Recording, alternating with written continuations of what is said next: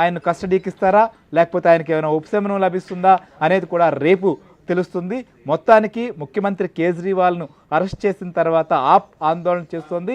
Bharatiya Janata party కక్షపూరితంగా election notification వచ్చిన తర్వాత సాధారణ జనరల్ ఎలక్షన్లో రాజకీయంగా లబ్ధి చేకూర్చేందుకు లేదా ఏదైతే ఆప్స్తో పాటుగా ఇండియా కూటమిని దెబ్బతీసేందుకే ఈ రకంగా వ్యవహరిస్తోందని చెప్పి ఆరోపిస్తున్నారు. ఇంకొక వైపు ఈ కేసులో ఉన్నటువంటి ప్రధానంగా ఎవరైతే ముద్దాయిలు ఉన్నారో అనేక రకాలుగా దీన్ని ఎదుర్కొంటున్నటువంటి వారందరూ కూడా అరవింద్ కేజ్రీవాల్ అరెస్టుతో ఇంకే విషయాలు బయటకు వస్తాయి, ఆయన విచారించిన తర్వాత ఎలాంటి అంశాలు వెలుగు చూడబోతున్నాయి, ఇటు బీఆర్ఎస్ పార్టీ కావచ్చు అలానే రాజకీయంగా లేదా ప్రైవేటుగా వ్యక్తులుగా ఉన్నటువంటి వారు దీంట్లో ఇన్వాల్వ్ అయినటువంటి వారందరిలో కూడా ఒక టెన్షన్ అయితే మాత్రం మొదలైందని చెప్పొచ్చు.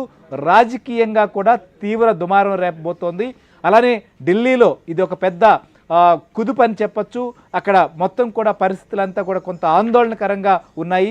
రాజకీయంగా కూడా దీన్ని ఇండియా కూటమి రేపు పెద్ద ఎత్తున నిరసించేటువంటి పరిస్థితి. ఇంకొక వైపు ఆప్ కూడా దీనిపైన నిరసనలకు పిలుపునిచ్చింది. మొత్తానికి ఢిల్లీలో టెన్షన్ వాతావరణం నెలకొంది. అటు అరవింద్ కేజ్రీవాల్ నివాసం దగ్గర అట్లనే ప్రస్తుతం ఈడీ కార్యాలయం దగ్గర ఎలాంటి పరిస్థితులు ఉన్నాయనేది లైవ్ అప్డేట్ చూసే ముందు ఇప్పుడు ఒక బ్రేక్ తీసుకుందాం. సాక్ష్యాధారాలు కావచ్చు, ఇప్పుడు వీరు కనుసొన్న చేసిన విషయాన్ని ఢిల్లీ లెఫ్టినెంట్ గవర్నర్ కూడా సమాచారం ఇచ్చారు. సో లెఫ్టినెంట్ గవర్నర్ దగ్గర తీసుకెళ్తారా అవసరం లేదా అనే దానిపైన కొంత ఆసక్తి ఉన్నప్పటికీ కూడా ఖచ్చితంగా ఆయన మరొక వైపు చూస్తున్నాం. ఆప్ సంబంధించినటువంటి మంత్రి అతీషి కూడా మాట్లాడుతూ అవసరమైతే ముఖ్యమంత్రి కేజ్రీవాల్ జైలు నుంచి కూడా పాలన అందిస్తామన్నారు. దీన్ని బట్టి చూస్తే ఆయన ముఖ్యమంత్రి పదవికి రాజీనామా చేయట్లేదు అనేది మాత్రం స్పష్టంగా అర్థమవుతోంది. సో కాబట్టి ఇవాళ ఆయన్ను అదుపులోకి తీసుకున్నటువంటి ఈడీ అధికారులు ఈడీ కార్యాలయానికి తరలిస్తారు. రేపు ఆయన్ను ఏదైతే అరెస్ట్ను కూడా చూపించి కోర్టులో ప్రవేశపెట్టేటువంటి పరిస్థితి ఉంటుంది. మొత్తం 2021లో ఢిల్లీ ప్రభుత్వం కొత్త లిక్కర్ పాలసీని కూడా తెరపైకి తీసుకొని వచ్చినటువంటి పరిస్థితి. ఈ పాలసీలో జరిగినటువంటి అవకతవకల నేపథ్యంలో ఢిల్లీ ప్రభుత్వానికి 150 కోట్లకు పైగా అప్పటికే నష్టం వాటిల్లింది.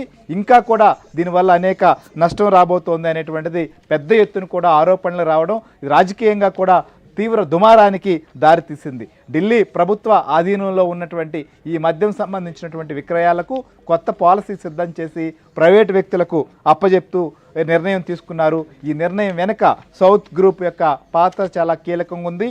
వారి నుంచి కూడా పెద్ద ఎత్తున దీంట్లో చేతులు మారాయి అనేది. ప్రైవేటు వ్యక్తులకు మద్యం షాపులు కేటాయించడం ద్వారా ప్రభుత్వ ఆదాయం 9,500 కోట్లు పెరుగుతుందని ఢిల్లీ ప్రభుత్వం అప్పట్లో ప్రకటన చేసింది. క్యాబినెట్ కూడా ఈ మేరకు లిక్కర్ పాలసీకి ఆమోదం తెలిపింది. కానీ 2021 నవంబర్లో కొత్త పాలసీకి అప్పట్లో ఢిల్లీ లెఫ్టినెంట్ గవర్నర్ కూడా ఓకే చెప్పినప్పటికీ తర్వాత దీనికి సంబంధించినటువంటి వ్యవహారం పైన వచ్చిన విమర్శలు దీంట్లో చోటు చేసుకున్నటువంటి పరిణామాల నేపథ్యంలో మొత్తం ఢిల్లీలో 849 మద్యం దుకాణాలు కొత్త పాలసీ ద్వారా అక్కడ రేట్లు విక్రయించేదానికి జరిగినటువంటి వ్యవహారంలో భారీ అవకతవకలు జరిగాయి. 100 కోట్ల రూపాయలు చేతులు మారింది. ప్రభుత్వానికి పెద్ద ఎత్తున కూడా నష్టం వాటిల్లింది అనేది ప్రధానమైనటువంటి ఆరోపణ. దీనికి సంబంధించి రంగంలోకి సిబిఐ ఈడీ దిగడంతో అరెస్టుల పరంపర కొనసాగుతోంది. ఆ ప్రక్రియలోనే అరవింద్ కేజ్రీవాల్ను కూడా అరెస్ట్ చేశారు. ప్రస్తుతం టెన్షన్ వాతావరణం నెలకొనుంది ఢిల్లీ అంతా కూడా. దీంతో కొంతసేపటి తర్వాత ఆయన్ను నివాసం నుంచి కూడా తరలించేందుకు ఏర్పాట్లు జరుగుతున్నాయి. నెక్స్ట్ ఈడీ ఏం చేయబోతోంది, దీనికి ఆప్ దగ్గర ఉన్నటువంటి ముందున్నటువంటి ప్రస్తుత పరిస్థితిని ఎదుర్కొనేందుకు ఉన్నటువంటి ఆప్ దగ్గర ఉన్నటువంటి ఏంటి, వారి దగ్గర ఉన్నటువంటి ప్లాన్ ఆఫ్ యాక్షన్ ఏంటి, న్యాయపరంగా అరవింద్ కేజ్రీవాల్ ముందున్నటువంటి అంశాలేంటి, వీటన్నిటిపై వీరి కనుసనల్లోనే జరిగింది. అందుకు అనుగుణంగానే కూడా డబ్బు